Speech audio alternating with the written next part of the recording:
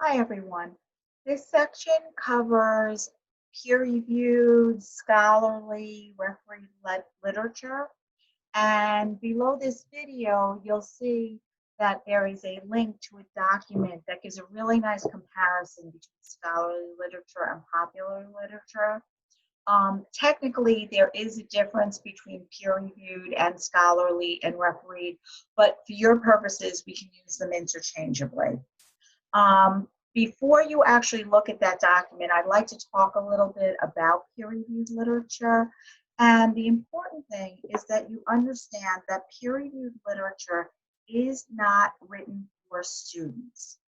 Peer-reviewed literature is the medium by which professionals in a field, academics, people who work in research institutions, work in health institutions, etc., communicate with each other around the world. And because it's written from professional to professional, these articles assume that you have a certain amount of background knowledge.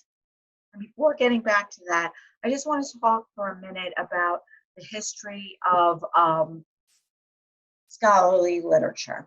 So back in the 1800s, people who were researching topics around the world would write letters to each other about what they were doing, what their results were. Now, how they met each other was that there would be an international or a national conference. They would meet, they would exchange contact information.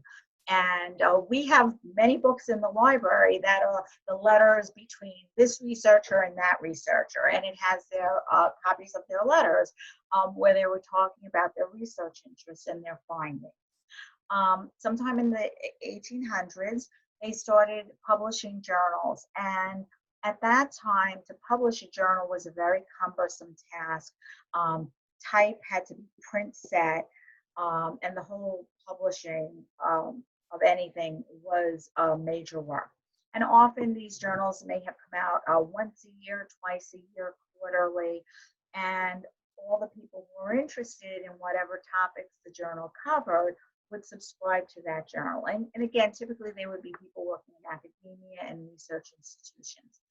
Um, Now we're in 2020 and we have hundreds of thousands of journals electronically. Some of them were originally in print and have migrated to an electronic format. Some of them were born digital. But the point is that they are still the major means of communication among scholars around the world.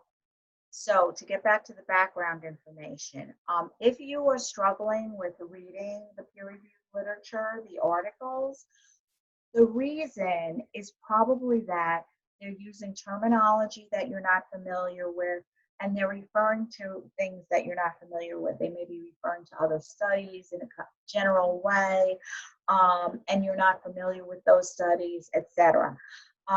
So in the